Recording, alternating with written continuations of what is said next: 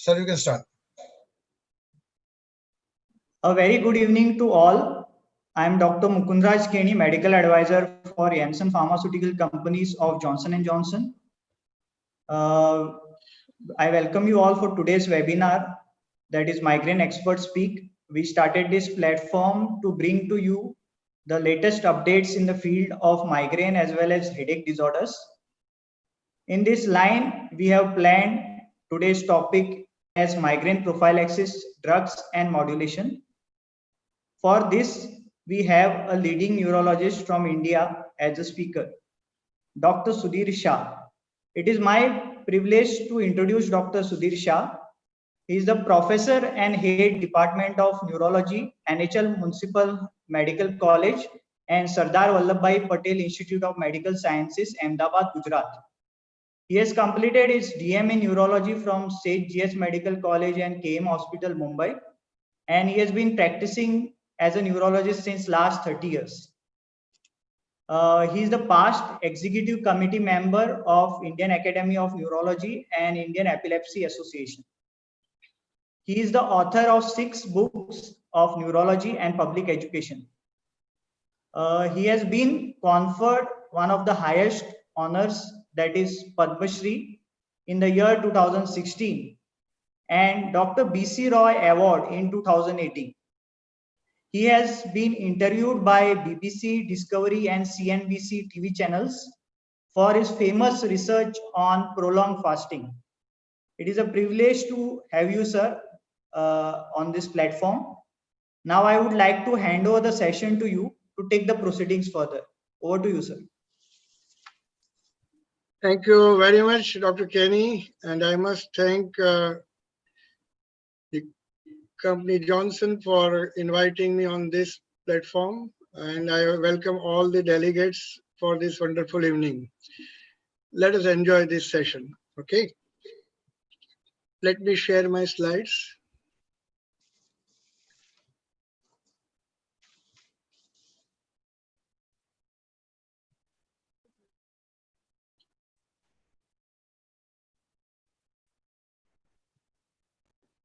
Yeah, okay. Today's topic is migraine prophylaxis, drugs and neuromodulation. What I thought, I will divide the time equal half.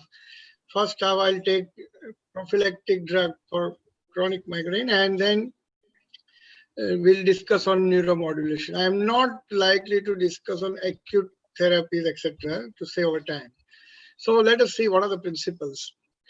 First of all, let us understand that migraine is a very common and disabling disease. According to US data, migraine is more common than diabetes, epilepsy, and asthma combined. In worldwide terms, migraine is the third commonest disease, affects 1 in 6 or 7 people.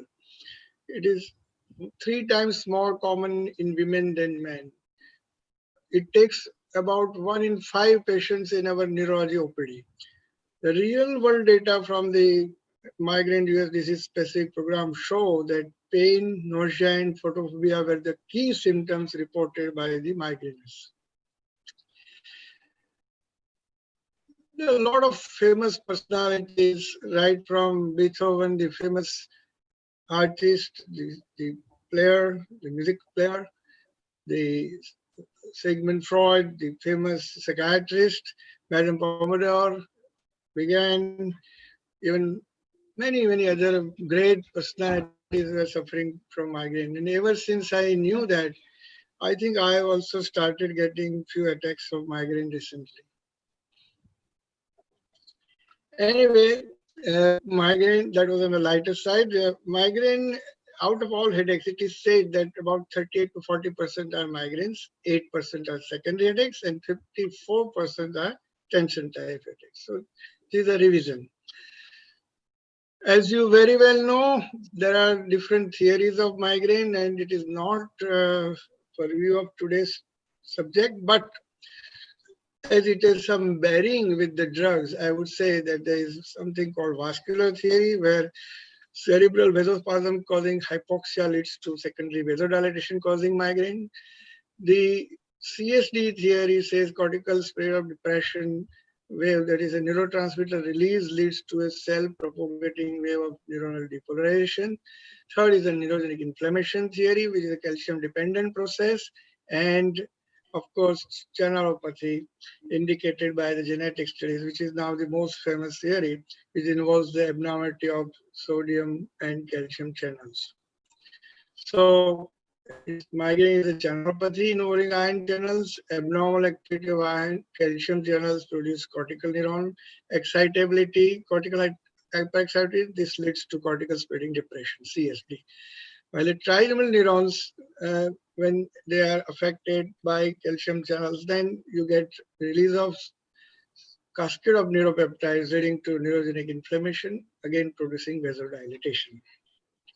So the treatment of migraine is in three aspects. One is the acute drugs, where you have specific and non-specific class of drugs. In specific class, you have triptans and ergots. As I said, I'm not going to touch this. Then another is the behavioral part, education, trigger, nutrition, behavioral therapy. We will just touch a little on that and then focus mainly on the preventive drugs. The removal of trigger factor is most important. Regularity is also most important. Regular lifestyle is very important. Regular sleep hours, regular timing of food, regular time of exercise, and all daily activities. Eliminate everything that is too fast, too sudden, too much, because anything out of pace affects the brain in a very adverse way. Regular day-night rhythm is important. 100% is sufficient, and stabilize the energy metabolism. Okay, so this is why these are the importance of trigger factors. Then remove the trigger factors. Which are the trigger factors? Migraine occurs in response to stimuli in up to 85% of patients. Common triggers, as you all very well know, environmental factors like weather changes, smoke, bright lights, certain smells, emotions like stress, anxiety, crying, change in sleep pattern, diet, cheese, red wine, chocolate, nitrates, skipping meals, estrogen, when menstrual cycle, I mean. So all these things, when we were students, we were taught C's, six C's: cheese, chocolate, cream, citrus fruit, coffee, constipation, contraceptive drugs, and all these things affect, migraine as a trigger. Nutrition, very important, regular and at fixed times. Do not miss breakfast. Eat many carbohydrates. Eat slowly. Don't talk or don't see TV while eating. Drink 2-3 liters per day. If you are taking coffee, then the dose should be limited and it should be regular. But today you take coffee, tomorrow you don't, that should not happen. Ideal is no coffee, they say. So as you would understand that regularity, proper sleep, proper nutrition, proper digestion, exercise, and migraine trigger management, these are the very basic principles of avoiding migraine attacks. The evolution of migraine treatment is very interesting.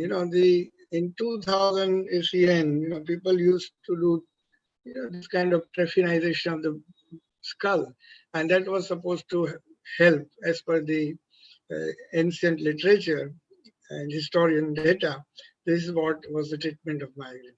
Then phlebotomy came in 1500, then ergot fungus was detected in 1863, then ergotamine in 1925, and then we had DHE. And then, of course, you know the story of triptans from 1992, sumatriptan to zolmitriptan, naratriptan, rizatriptan in 98, and so on. So that is for the acute treatment. Now we go on to the main part. There's a preventive therapy aspect. Advantages: preventive therapy reduces the frequency of migraine so that the patient can live more normal and productive life.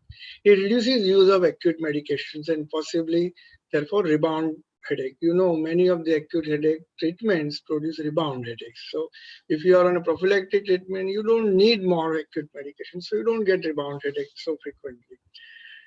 reduces overutilization of medical resources, because some of the migraine attacks are so disabling that patients have to go to emergency room, they throw out, they vomit, they are completely shattered, and therefore these are reduced. Even the physician office visits are reduced to take proper preventive therapy. So what are the roles of prophylaxis treatment?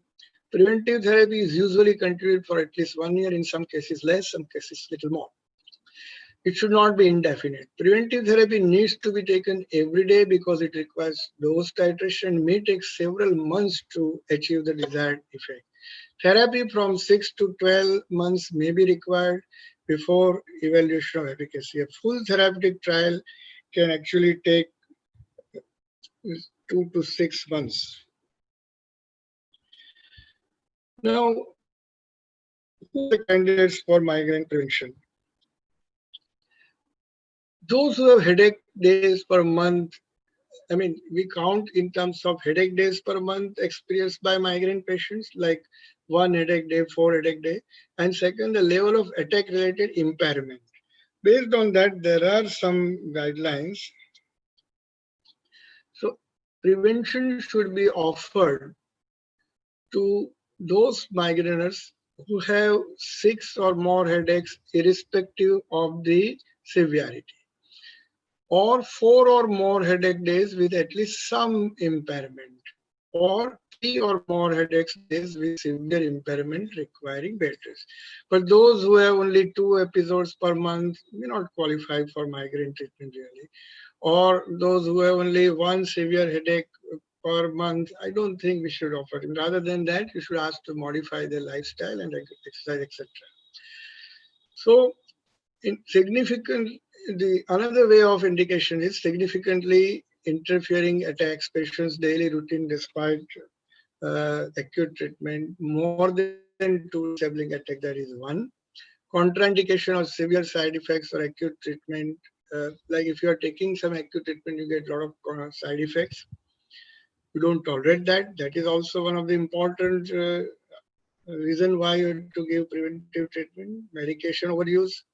If you have multiple headaches and you take a lot of analgesics, then it's better to use preventive drugs. Special circumstances like hemiplegic migraine, visual deficit migraine, very frequent headaches with risk of rebound, or if the patient prefers. Some patients are so much worried of the headache, and some patients are very well placed and they cannot afford to lose a single day. So what are the preventive medications? There are several classes of drugs. One is anticonvulsants like divalproex and topiramate.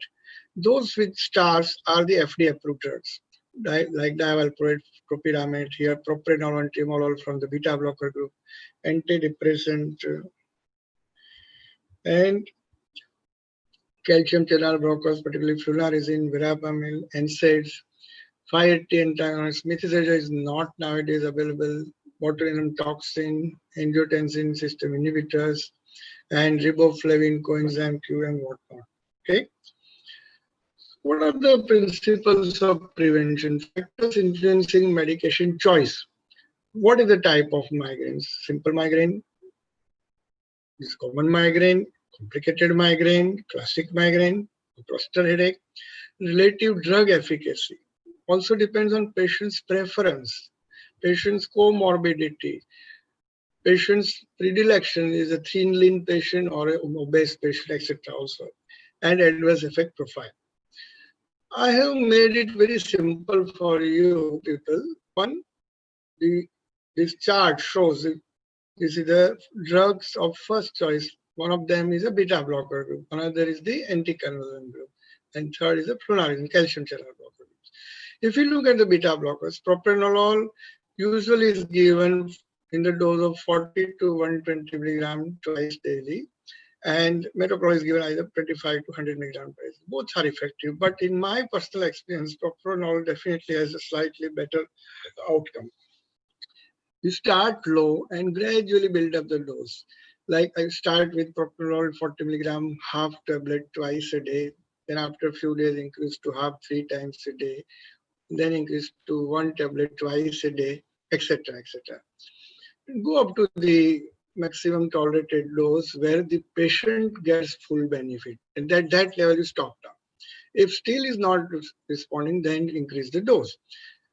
It should not exceed any case more than 250 milligram as per the Indian standards. And look at the pulse, blood pressure, respiration, etc. It is contraindicated, as you know very well, in asthma, depression, cardiac failure, or bradycardia. Reduce energy, tiredness, postural symptoms, depression, abnormal dreaming, etc. are the important side effects. Metoprolol has almost the same side effects of any other beta blockers. Then talk of the calcium antagonist, flunarizine. The dose is 5 to 10 milligram. Sedation, weight gain are the side effects, and contraindications are pregnancy, Parkinsonism, and depression. Flunarizine, to my mind, is a very good drug, and we'll discuss a little about that. Another drug is anti-epileptic class of drug, valproic acid and topiramate. Valproic acid, in the dose varying from 1500 to 2000 milligram, can get a very good relief in migraine patients. But as you know, the side effects are common are nausea, vomiting, hair loss, weight gain, depression, tremor, sometimes pancreatitis, hepatitis, tiredness, cognitive deficits, etc. It is contraindicated in hepatic disease or significant hepatic dysfunction, and we should avoid in all women who are childbearing potential and of course in pregnancy. Topiramate is a wonderful drug from the anti-epileptic class, and 25 to 100 milligram is sufficient, and its side effects are manageable, but we must mention paresthesia, dizziness, asthenia, weight gain, weight loss, renal stones, somnolence, depression, some cognitive difficulties like concentration ability, anxiety issue, and sometimes negative thinking, kidney stones. Again, it is contraindicated in women with childbearing age. Third, the second class of drug is drugs of second choice are amitriptyline, you know very well. Glaucoma is a contraindication, sedation and dry mouth is a contraindication. Start always with low dose, 10 milligram at night, gradually increase to 25 milligram, and etc. etc. Venlafaxine is also a good drug. It is antidepressant potential also. Others are naproxen. Petasides are the sunflower oil related seeds, and bisoprolol. So these are the other drugs, second choice. Third choice drugs where efficacy is not proven is acetyl salicylic acid, gabapentin, magnesium, riboflavin, coenzyme Q, candestin, lisinopril. The evidence is of not that high grade class C, etc., etc. So these are the ways how you classify the different drugs of migraine. Whichever prophylactic medication you choose the most appropriate medication individually. Individual choice should be there.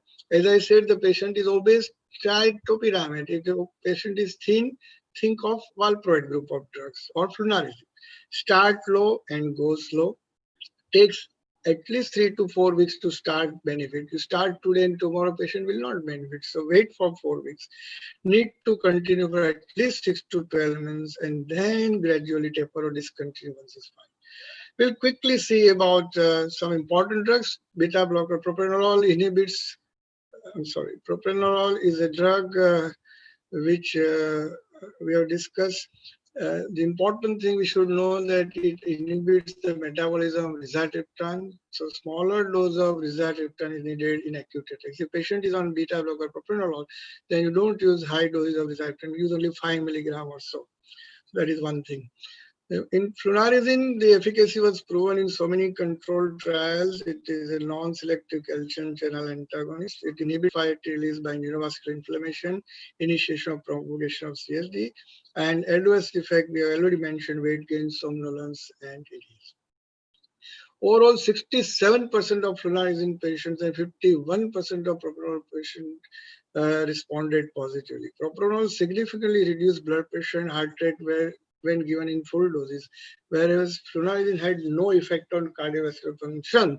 So that's a good beneficial aspect. Flunarizine may have a better safety profile than propranolol, but We have seen patients who gain excessive weight or have hair loss, or sometimes they have depressive tendency also. So bear in mind. Divalproic sodium has been proved in a good number of studies, particularly class 1 RCTs, and it is useful in 43 to 48% is a responder rate. And the equal efficacy of divalproic and propranolol. Propranolol is usually 48 to 50% responder rate. It reduces frequency, but not the severity or duration of headaches.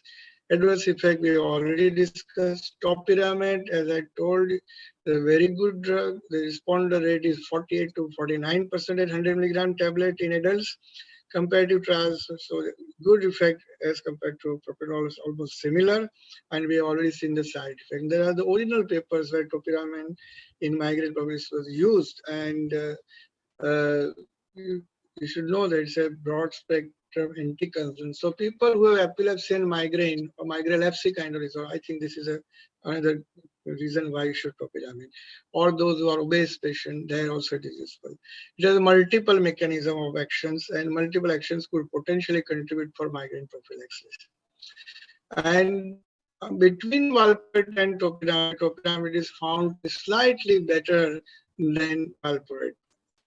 And then we go for the tricyclic antidepressants. They are also a wonderful class of drugs, and they have antidepressant and mild anti-anxiety effect also.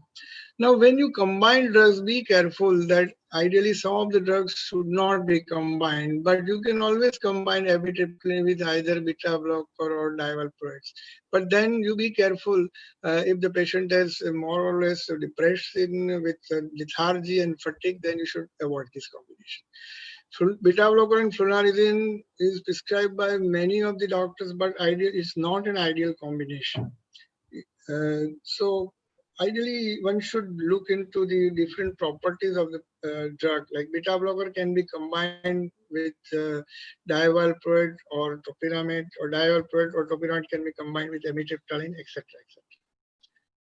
Now we should look at the migraine comorbid conditions: cardiovascular, CNS, mood disorders, GI disorders, allergy, asthma, etc. When a patient has also hypertension or angina along with migraine, naturally beta blockers or calcium channel blocker like verapamil is a better drug. If the patient has depression, then tricyclic antidepressant, SSRI, and MAO inhibitors is a better drug. For mania, of course, divalproate sodium is a good drug. For epilepsy, either divalproate or topiramate. For anxiety, beta blockers, tricyclic, that is amitriptyline or SSRI. For insomnia, tricyclic with sedating action. Arthritis, NSAIDs, asthma, avoid beta blocker and use divalproate, etc. We have studied patients of migraine in my last 32 years of practice. And when I was studying Ayurveda, I realized Ayurveda also mentioned very clearly that the people with headache have three different dispositions. They call it Vata, Pitta, Kapha. But in our terminology, we can say that many migraineurs are having anxiety predisposition. Some of the migraineurs are psychotic, aggressive, and they have behavioral problems. They're restless and terrible. And the others are having depression, not aggression. So anxiety, depression, and psychosis, these three different predispositions are there. So depending on that, you choose the drug. Then I must talk about non-pharmacological treatment. Rest is very important. Biofeedback, massage. I'm talking about the general body massage, not the thigh massage, of course. Avoidance of triggers, and do regular food, regular sleep, exercise, and laughter is a good medication. These looking very simple things are profoundly effective in our patients of migraine and their management. Uh, may I repeat, rest, exercise, biofeedback, massage, avoidance of all triggers that we discuss, exercise, laughter, these are very important apart from that. So whenever you prescribe a treatment to your migraine patient, always write down all these things. Have regular sleep, do exercise, your regular lifestyle should be important. Avoid those food like sour, stale, fermented cheese, chocolate, coffee, etc. Then only your prescription is complete. A word about Botox in migraine. Botox does not help in tension type headache more or less, but some people have found its use in tension type headache also. In my personal experience, it helps in migraine. It's a good effect. And the greatest potential role in chronic migraine. And there are the anatomic injection sites that follow distribution and areas innervated by trigeminal nerve complex. These are the different points that we inject, about 5 units almost there. In temporalis, we inject about 20 units. In occipital is about 15 units, etc. This we have to learn properly. We can't give like that. But these are the points basically which are innervated by the trigeminal nerve complex. And this is a bearing which, when I come back to the other part of my story, these points would be important. Acupuncture has been proved in 2 large multi-center trials to have a wonderful effect, at least as an adjuvant drug, not as a primary drug. And acupuncture can be considered in a multimodal setting. So one should give trial, particularly for those patients who are not very affording for DTANs and newer CGRP antagonists, or those they don't afford neuromodulation. I think this we can add up with the treatment. So the conclusion of part 1, migraine is one of the most common and most disabling disorder. Channelopathy is responsible for migraine. Acute therapy we have not discussed, but it includes antiemetics, analgesics, triptans, etc., and now DTANs and CGRP molecules. Flunarizine, propranolol, valproate, topiramate are considered the first-line preventive drugs. Prophylactic therapy needs to be given for 6 to 12 months and inform patients about the drug-related adverse effect before starting therapy. Now we switch on to the other part. New era in the treatment of migraine. CGRP-related treatment options, DTANs, and neurostimulation. CGRP receptor antagonist and monoclonal antibodies against CGRP or its receptor. These are the latest in the armamentarium of treatment of migraine. CGRP is a calcitonin gene-related peptide, and it exists in 2 forms in human. Alpha form is in the peripheral and central nervous system, beta is in the enteric nervous system. And these CGRP molecules these are small little molecules, and these are the antibodies or antagonists of the CGRP. It is widely distributed in the dura, in the subarachnoid space, and other parts of the nervous system. These are the molecules which modulate pain, and the therapeutic novelties targeting this CGRP is of 3 types. Anti-CGRP antibody, that is eftinizumab, femizumab, and other galcanezumab. Another part is anti-CGRP receptor. This is CGRP receptor. These CGRP molecules, they settle here on the membrane, and here is the receptor. So if you stop the binding of this molecule, then also you're successful in treating migraine. These are anti-CGRP receptor antibody. And third is the CGRP receptor antagonist. Atogapan, these are all GPAN, they call it. And GPANs are useful for the acute treatment of migraine, while Zumabs and Umabs are the treatment for the preventive aspect of migraine. So these are the abortive therapies, and these are usually the preventive therapies. The therapeutic novelties targeting CGRP are, as I mentioned, they are given as injection. Eftinizumab is given every 3 months for IV use, while these other MUABs are given every month or quarterly in injection form. While the GPANs are oral short-acting drugs, and they are for the abortive treatment. And these are the comparative things, and this is how they are FDA approved them. They are relatively costly molecules, and I wonder in a country like India how far it could be suitable for our routine patients. This is okay for those who are kind of little affording class of people, but for 80, 90, 95% of people, the cost will be a little cumbersome, and it will be a limiting factor.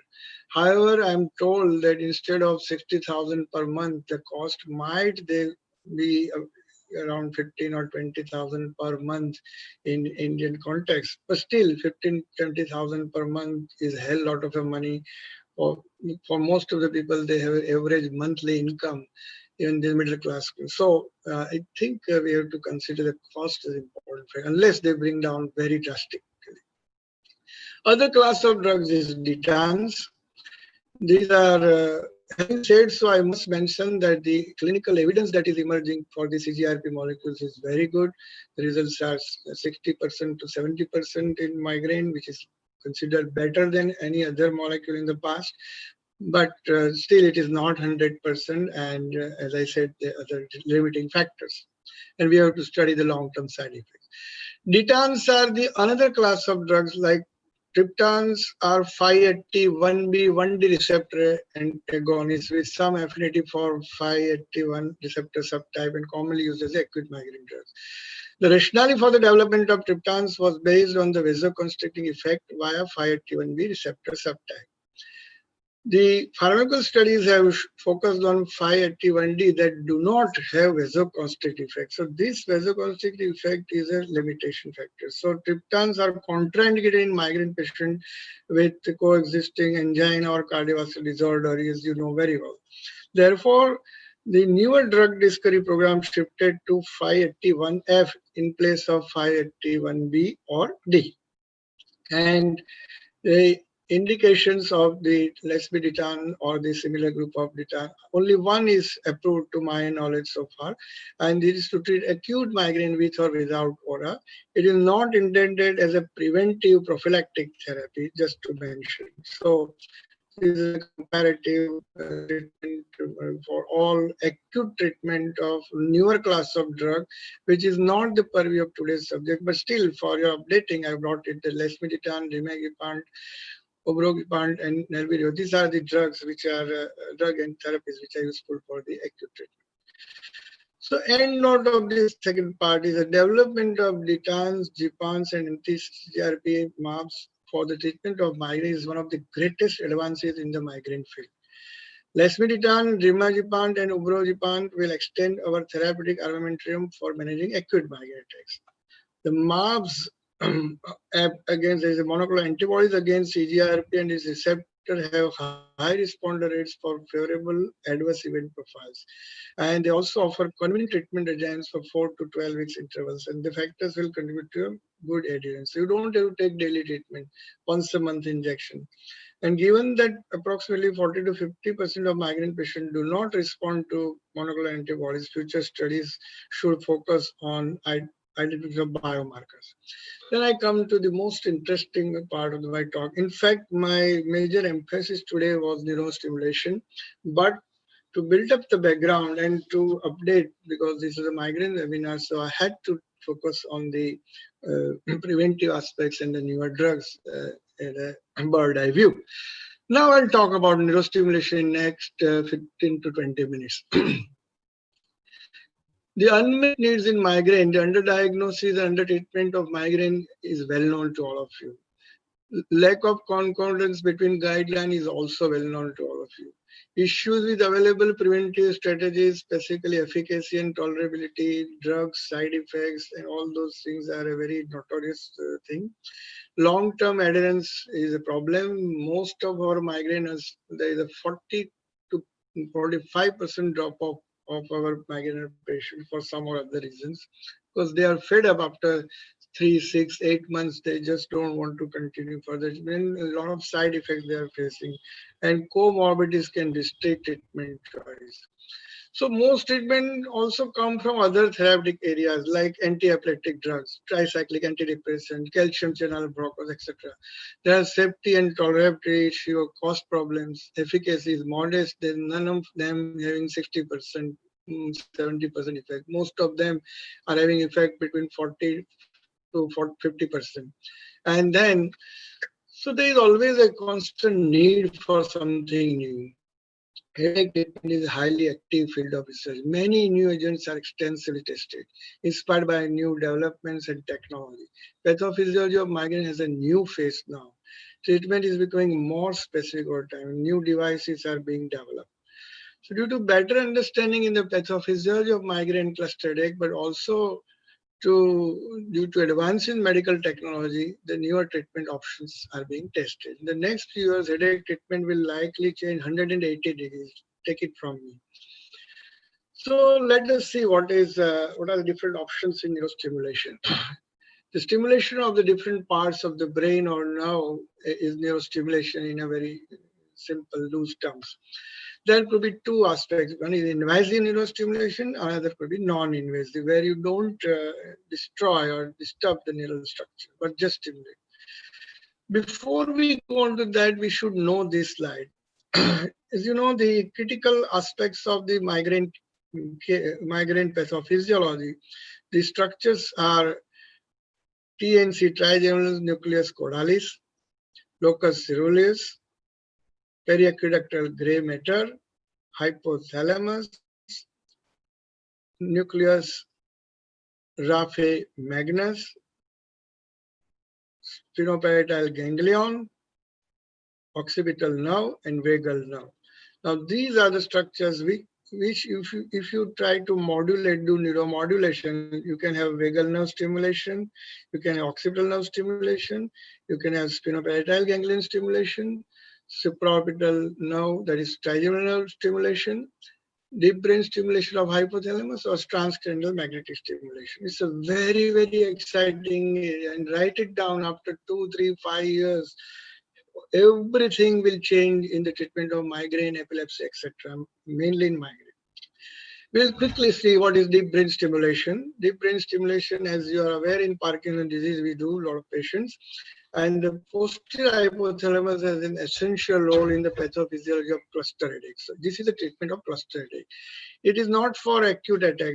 DBS here does not about acute attacks. It is for posterior hypothalamus that we are doing. And as PET studies have shown that during cluster attack, activation was seen in the ipsilateral inferior hypothalamic gray matter, contralateral thalamus, anterior cingulate gyrus, and insula.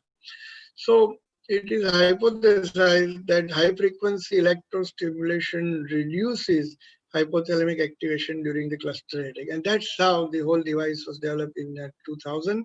And it has been shown in preventing pain attacks in approximately 50 to 60% of drug-resistant chronic headache patients, mainly cluster headache patients. Neurostimulator battery pack is usually implanted under the skin, in the collarbone, in the chest, and the extension wire is inserted under the skin in the neck and shoulder, and the tip of electrode is positioned towards the hypothalamus, while a titanium alloy electrode is inserted in the ipsilateral hypothalamus. So there is a stimulator here, and there are a lot of adverse effects like electrode displacement, infection, neck paining, stretching, and hemorrhage, and all those seizures. But in resistant cases of cluster headache, where you do not have much things to offer, you can select this. But due to invasiveness and side effects, DBS should be considered only to the most severely affected patients. Second is occipital nerve stimulation. This is how we do it. And occipital nerve stimulation is believed to achieve benefit via peripheral and central mechanisms in chronic migraine. Peripheral stimulation of sensory efferents might reduce pain via inhibition of nociceptive activity. And central mechanism of ONS has been shown in a PET study where ONS seems to normalize several regions of the brain that are responsible for pain processing.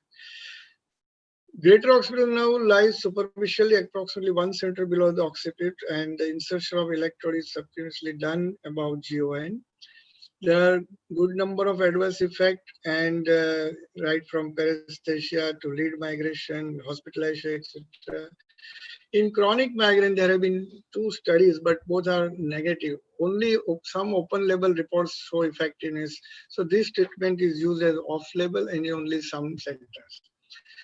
Third is the sphenopalatine ganglion stimulation. This is the pharynx, and this is the sphenopalatine ganglion, and this is the external stimulator. This is also a very good technique for cluster headache. It has been targeted for neuromodulation in the treatment of different types of headache for many decades.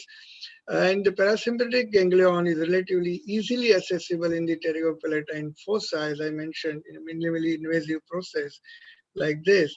And attractive for the development of neuromodulation treatment. It was initially also used for treatment of it was a therapeutic research on stroke also. The rationale of SVG is modulation of the sensory processing in the trigeminal nucleus caudalis by interrupting the postganglionic parasympathetic agents. This stimulator is implanted transorally, and the patients learn to self-adjust the electrical stimulation by handheld remote control. So the control is outside, and it's used for cluster headache mainly. Then we talk about the non-invasive one: transcranial magnetic stimulation, supraorbital nerve stimulation, vagal nerve stimulation, Serena, and Cephal. This is transcranial magnetic stimulation. Now, this has come in a big way. This is the skull, this is the magnetic field, this is the TMS coil, these are the electric field. So there are two fields, magnetic and electrical, and this is how it generates current and transmits to the skull, and it goes deep into brain, about 3 to 5 millimeter inside the brain. So transcranial magnetic stimulation is recently being used as both an acute and preventive treatment of migraine. Remember, this for acute as well as preventive. Depending on the mode of stimulation, it can be either delivered as STMS or repetitive RTMS.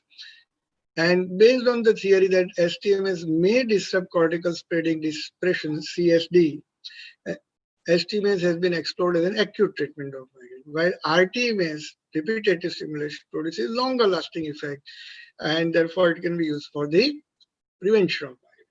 So based on the principle of electromagnetic induction, the process by which electrical energy is converted into magnetic field and vice versa, so leads to sympathetic synaptic excitation within the stimulated cortical neurons. These are very recent things. I'm sure some of you may be knowing all this, but many of you may not be aware. That's why I brought for your updating. TMS is a plastic enclosed coil of wire, is held close to the skull above the area that is stimulated. So you have to give daily for 20 minutes for a few weeks, and then that's how it helps. You can buy the machines. Machines are not very costly. The simpler machines are costing 15 to 20,000 rupees, but the real machines, costly machines, are about 5 to 10 lakh rupees. There's a lot of evidence about 60 to 70% people get relief in pain, nausea, phonophobia, etc., etc. This is how the STMS looks like. It is a single pulse transcranial stimulation device, and is placed on the back of the head that disrupt the migraine signals in the brain, and it alters the dural nociceptive trigenothalamic activation. Can be used for preventative therapy also. Serena is the name of one of such device. Then we come to supraorbital nerve stimulation. That is the fifth nerve, division 1. SNS, it is presumed that transcutaneous electrical stimulation of the supraorbital or supratrochlear nerve inhibits the nociceptive transmission, and possibly by modulation of nociceptive activity in the trigeminal ganglion. This is a very important common signal pathway. SNS with Cephali, Cephali is the name of the device, has proved to be a safe and efficient model of self-delivered treatment session randomized controlled trials. And FDA has already approved that device. It is costing about 25 to 30,000 rupees. It has been evaluated for prevention of episodic migraine in a randomized controlled trial. About 10 patients are using currently, and they are happy. They have about 60 to 75% relief in their migraine attacks. And during acute attack also, it subserves good outcome. The 50% responder rate after 3 months was 38.2% compared to 12.1% in the placebo. So this is how the Cephali device looks, and FDA has approved, as I told, and it alters the brain activity in the orbitofrontal and cingulate cortices. Then coming to vagus nerve stimulation. As you are very much well versed with the VNS for the epilepsy, which is the invasive procedure, where there is a electrode placement in the vagus nerve, and there is a pulse generator implanted subcutaneously, and there is a flexible wire, and there is a vent outside. But the activated vagal efferents decrease the activity of second order nociceptive neurons in the medulla spinal reticular and spinal tract, thus further inhibiting the nociceptive transmission to the trigeminal complex. This is a well-known fact. But case series from epilepsy and depression patients using invasive vagal nerve stimulation showed a significant reduction in headache frequency also. So while being used for epilepsy and depression, they found that the migraine attacks also went down. That's why people started a non-invasive VNS technique. That's the rationale. Several studies of non-invasive VNS in acute or preventive treatment of migraine have been pushed. In one of them, among 48 patients with high frequency episodic migraine and chronic migraine, 40% pain-free and 64% relieved at 2 hours. So this is the device called Gamma Core device. It's an external device, a non-invasive stimulator. It is placed in the front of the neck and stimulates the vagus nerve, and it alters the nociceptive trigeminal transition.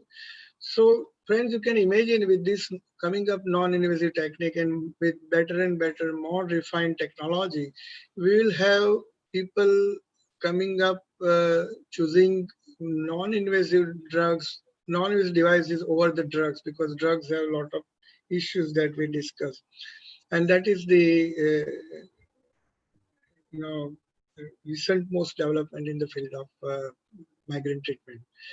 So when you compare all these devices, supraorbital nerve stimulation with Cefaly or vagus nerve stimulation with Gamma Core or TMS or occipital nerve stimulation or spinopalatine ganglion stimulation, deep brain stimulation, you can understand that these invasive devices are more or less useful in cluster headache. Only thing, occipital nerve stimulation helps also in chronic migraine, but this is not a very well studied, in the sense that the results are negative in some of the studies. While here in supraorbital stimulation, Cefaly, it is useful for episodic migraine. Vagus nerve stimulation is useful for acute migraine as well as prevention of cluster headache and chronic migraine, and TMS useful for acute migraine attacks. So this is how we should remember.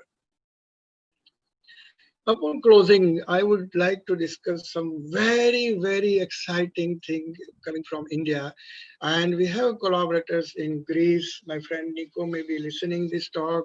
The reinventor of this technique, Dr. Ashwin Barot, is an Ayurveda specialist practicing in London. And Dr. Camillus is in Ireland. These are the people involved in this device. I am an Indian collaborator and co-researcher, and this device is actually reinvention of the original Ayurvedic treatment invented by Charak and Sushruta. Migraine originates in a distorted communication within a complex neural network, which leads to the well-described neurovascular cascade of events. We hypothesize that a thermal microcautery stimulus resets this network, restoring its natural homeostasis, and can be a promising treatment for migraine. The technique for the thermal microcautery consists of applying a heated electrode of a device on specific areas or points, like you have points on this buttocks. Same way, you have specific areas or points chosen very precisely following a protocol that takes into consideration many factors. This is how the revised cautery looks like. We started with a very crude formulation of shalaka, which we used to eat, and then we came up with this electrical thing. And this all honor goes to Dr. Ashwin Barot, Dr. Nicholas, and Camillus, and others. This is a fantastic thing. I'm so much excited that we've been seeing the patients over the last 5 years, about 30 to 40,000 patients of different pain disorders. But if I talk of migraine only, we have a pool of more than now 1,500 or more patients who are being followed up regularly. Thermal migraine, we have got very wonderful results. Sometimes you can say it is excellent. If I may not overquote, at least 60% get complete pain relief, and 30%, 20% get moderate, and 20% have only mild pain relief. That is the, but those 60% get almost pain-free for several months to years. This is unbelievable, but this is what I have seen myself in our study. Thermal microwave is a form of peripheral nerve stimulation. It's a new method of neuromodulation. There is activation of the A delta, and C nerve fibers, possibly working by the mechanism of the gate serotonin. We have not been able to crystallize how exactly it works, but there is facilitation of the descending noxious inhibitory pathways, which is well known to be activated by noxious stimuli. And this is how, you must be aware about the TRP channels and the recent most development in the new therapeutic. You must read those recent journals. TRP is a transient receptor potential channel called TRPV1, TRPA1, TRPM8, etc. These are the channels which are partly co-expressed in the same terminal as you have your noxious pain area. And this is a nociceptive terminal, and these channels TRP1, TRPA1, and TRPM8, they are co-expressed there, and actually exactly they operate through sodium calcium channel, to heat cytokines. So heat, thermocoagulation, as we use the word, heat is the stimulus that opens up these channels. And you might have heard about mustard oil producing acute relief in migraine, and that is operates the same TRP1 channel. So these are the channels which are affected, presumably. Because of the lack of time, I'm not going into a lot of details, but this recent most paper in January 2020 said that TRPV1 and CGRP, this is TRPV1 and CGRP molecules, their immunoglobulins are nearly completely co-localized. Immunohistochemical staining for TRPV1 and calcitonin gene-related peptide in red durameter. This is the electron microscopy structure. And regarding the network of thin afferent fibers accompanying the middle meningeal artery and its branches, these two are almost co-localized. So there was a paper from Greece, my friend Nico had published about 50 cases where this was a pilot study, and we are now at the verge of producing a big study, but because of Corona, we are slightly obstructed. So thermal microcoating is a valuable tool for migraine management. I don't want to say that there is 100%. I don't want to say that is a complete cure with it, but we are quite excited with the initial result over last 4 or 5 years, and the results are consistent, and many patients are pain-free for several months and years. That is what is very exciting. It's a reinvention of the ancient slokas, from the ancient slokas of Ayurveda. So friends, these are the different techniques of neuromodulation. We have seen occipital nerve stimulation, vagal nerve stimulation, spinopalatal ganglion stimulation, supraorbital nerve stimulation, SNS, TMS technique, deep brain stimulation, and others. So this is the exciting arena of the migraine management.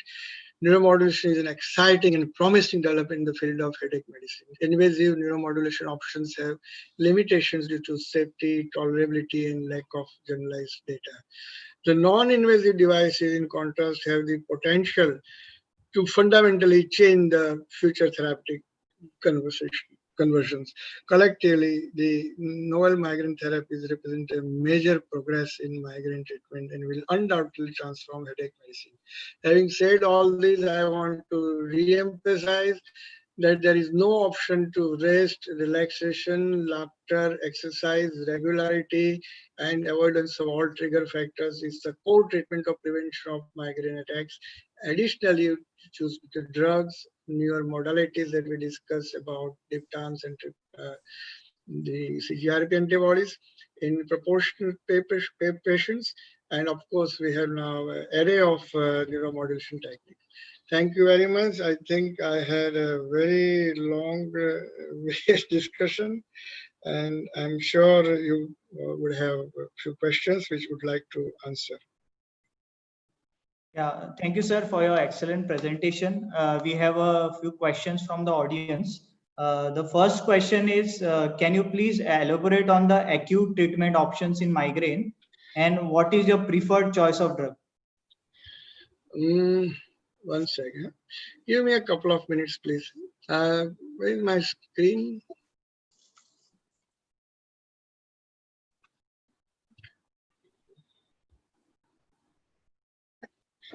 पानी आपको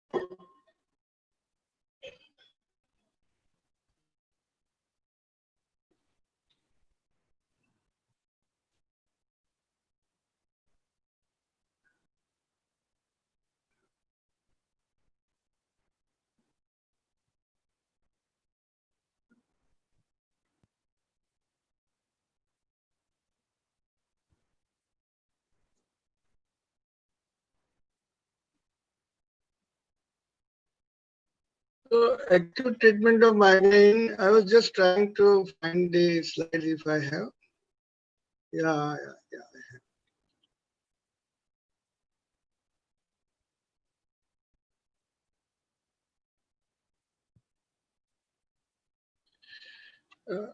Are you able to see the slides? Yes. Yeah.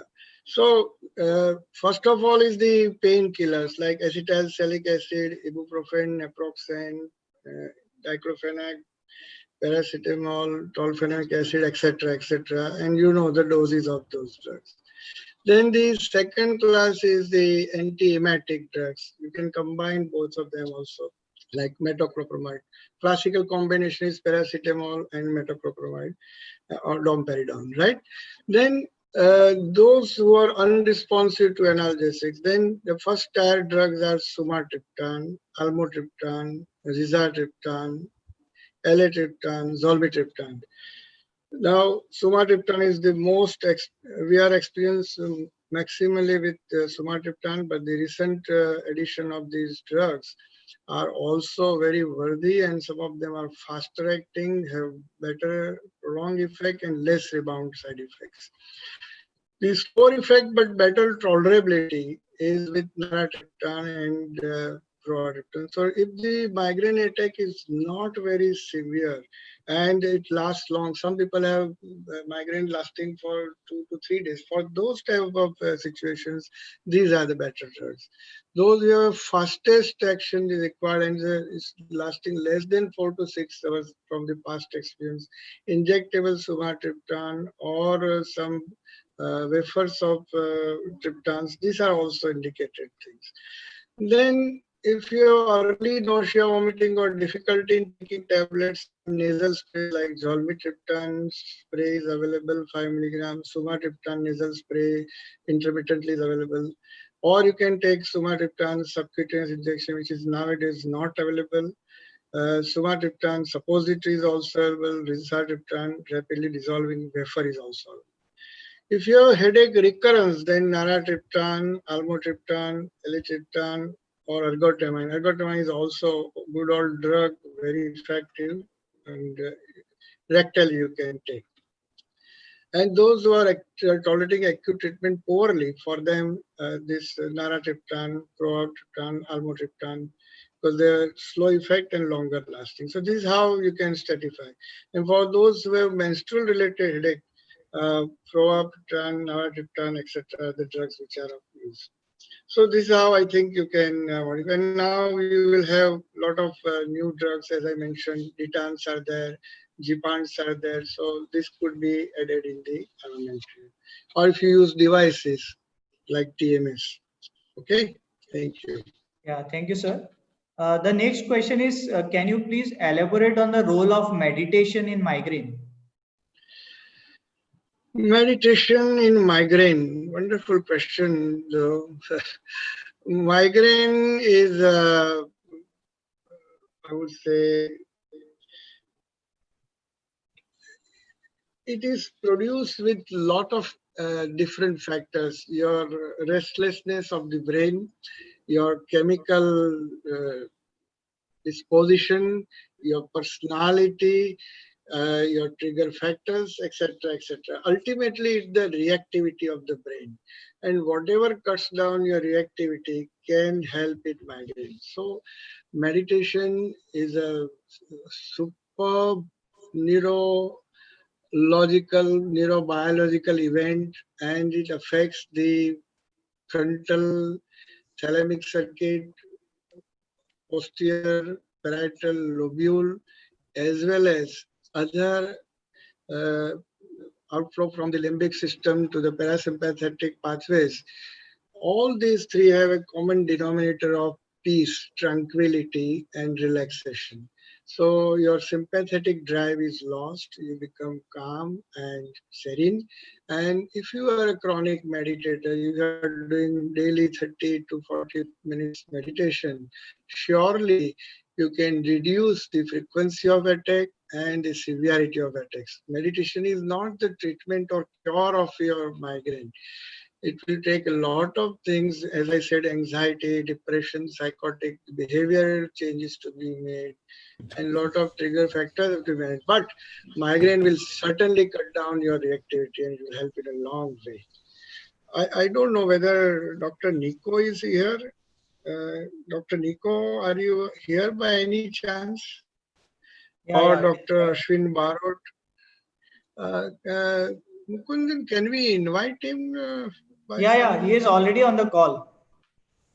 So why don't you ask Dr. Nico, would you be able to give some little more insight into our newer development on TMC with the permission from the audience? Yeah. So why don't you ask Dr. Nico, would you be able to give some little more insight into our newer development on TMC with the permission from the audience? Yes. So why don't you ask Dr. Nico, would you be able to give some little more insight into our newer development on TMC? Of course. With the permission from the audience? Can you hear me, first of all? So why don't you ask Dr. Nico, would you be able to give some little more insight into our newer development on There is some echo. Repeating, yeah. How can you stop that? Can you hear me? There is an echo.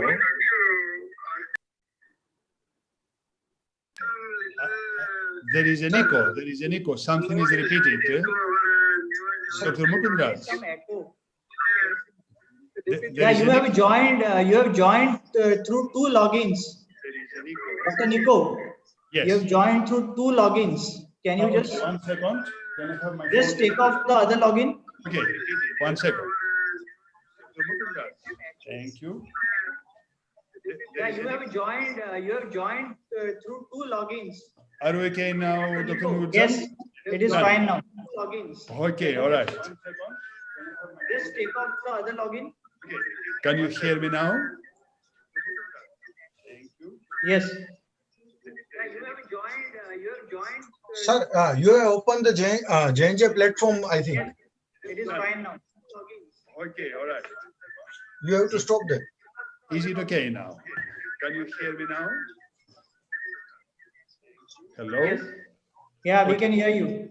All right, okay. Thank you, Sir, Dr. you have opened Sudesa. the JNJ platform, I think. Okay. So just log out from all the other links.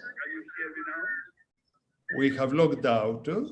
I'm logged in through the Yeah, we can computer. hear you. All is clear? Thank you, Dr. Sudesa. JNJ platform, I think. So just log out from all the other links. I think what I'll do is I will leave and join in again the way it sounds, okay? Yeah, we can hear you. All is clear? Thank you. Yeah, meanwhile, we can continue our questions. Yeah. Yeah. So I will ask the next question. What is the drug of choice in childhood migraine for prophylaxis?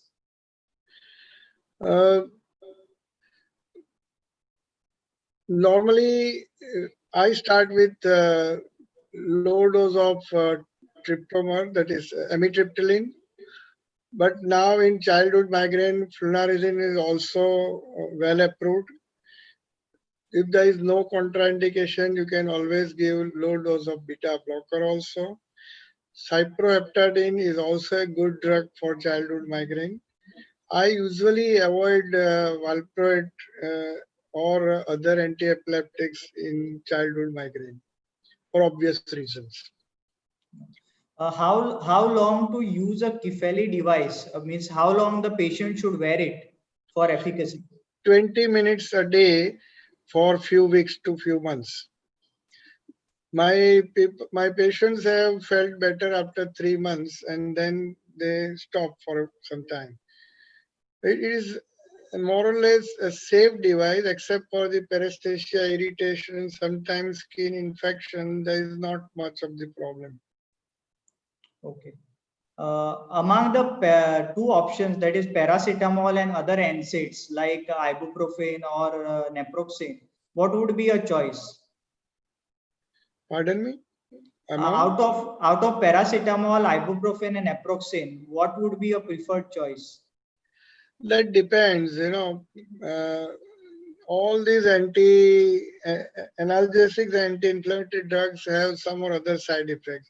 Normally, we have a feeling that paracetamol is a safe drug, but of late, paracetamol is emerging as a major culprit for the liver failures. So excessive use of paracetamol, frequent use is also not indicated. Somehow I have found naproxen as a very good alternative. Ibuprofen is my last choice. Naproxen has a prostaglandin inhibitory effect. It is well tolerated also. And it does not produce that kind of liver failure as paracetamol does. However, you have to watch for all the other functions.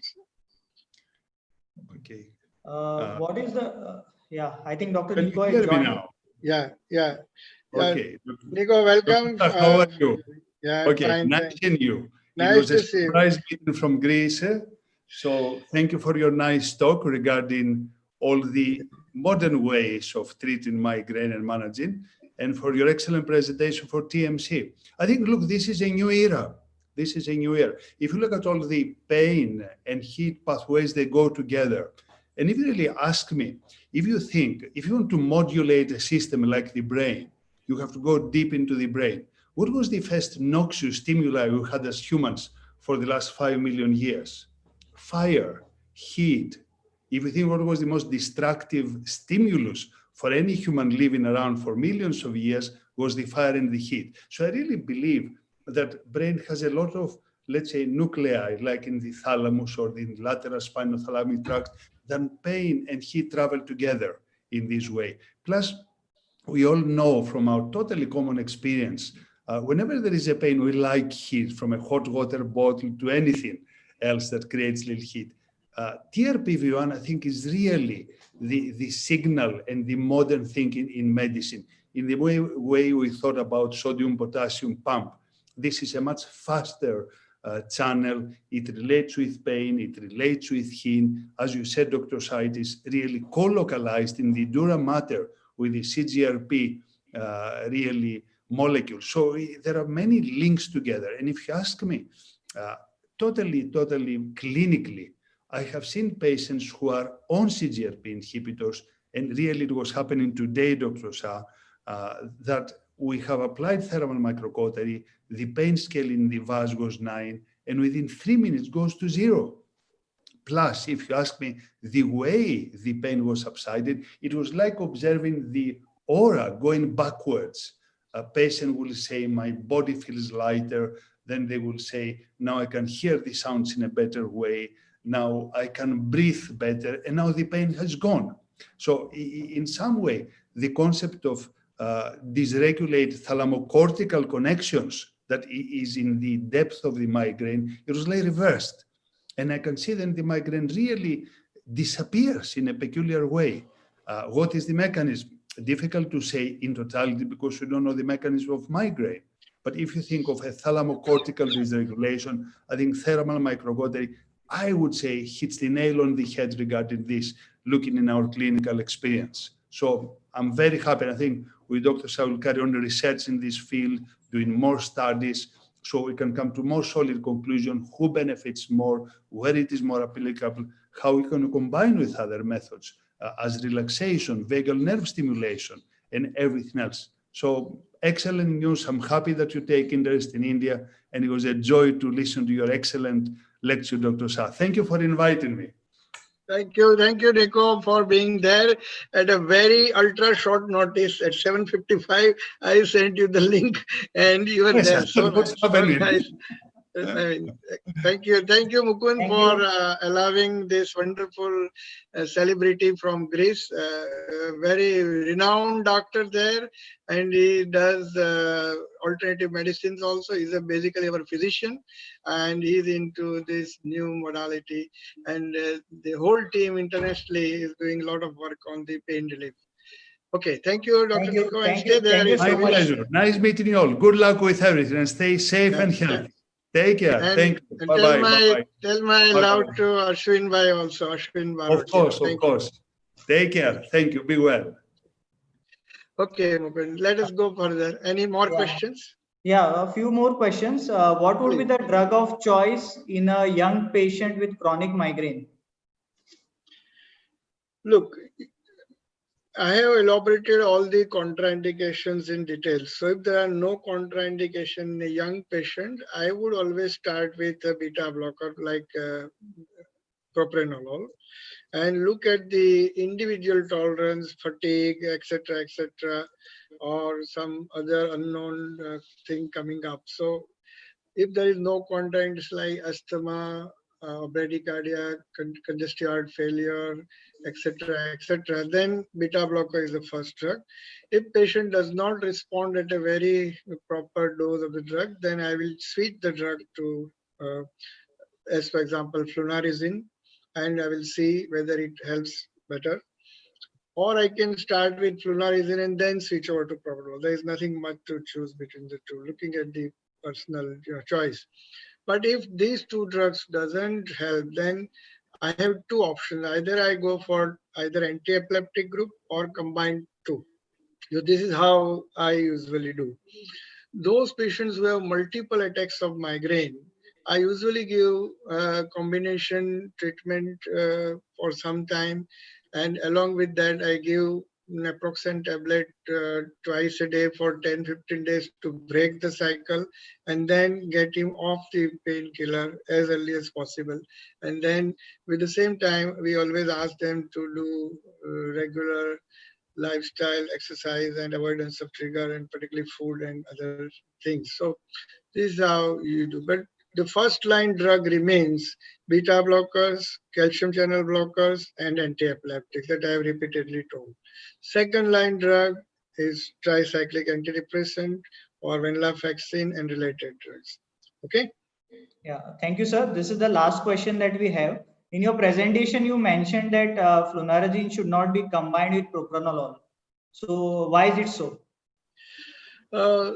Looking to their biochemical properties, and particularly the depression as a major combination side effect, and some of the studies showing slowing down of the mentation with the combination, cognitive side effects. So some of the studies have warned that these two drugs produce in combination some unacceptable side effects beyond the period of 3 to 6 months. If you go on taking beyond 6 months, you have more problems. Some of the patients, particularly a young patient, had come to me complaining impotence. Well, I studied the literature and whether, so they said that propranolol itself can produce, in some of the rare cases, can produce ejaculation failure, but in combination with drugs like these or tricyclic antidepressants, sometimes it can produce ejaculation failure. So these things you have to study properly, and in individual case you have to follow very carefully each and every symptom that patient mentions. If he or she doesn't mention, then also you have to be careful. Check the weight, check the hair loss, check the behavioral changes ask the family members. And some of the things patients are shy to tell, like this ejaculation problem. So some of the things you have to very confidently, in a very precise way, to discuss with them. And otherwise they will have other cascade of issues. So this is how I look at migraine. But having said that, again, I want to tell you that there is nothing as important as removing trigger factors, doing regular meditation, medication, and exercise, regular lifestyle, diet, sleep, laughter. All these things are as important or more important than medicine. Thank you, sir. That was the last question. We come to the end of this program. I will request Mr. Harish to propose the vote of thanks. Yeah, sir, first of all, it was a privilege to have you as a speaker. So first of all, thank you, Dr. Sudhisha, for this excellent presentation and talk. Along with, I want to convey my thanks to each and every audience for their patience hearing, and Dr. Kenny for the support during the course of this presentation. Lastly, I want to thank to all my JNJ colleagues to make this this event a very grand success event, and to reach out to each and every physicians for this quality scientific stuff. And along with that, sir, I assure you and to the all audience that from the Johnson & Johnson, sir, we always continue to bring such scientific platforms and do continue this learning. So thanks a lot, all of you. Thanks, Dr. Sudhisha, once again, sir. Thanks a lot. Thank you very much. Thank you very much. I hope everybody enjoyed. Okay. Yes, sir. Thank you, sir. Thank you.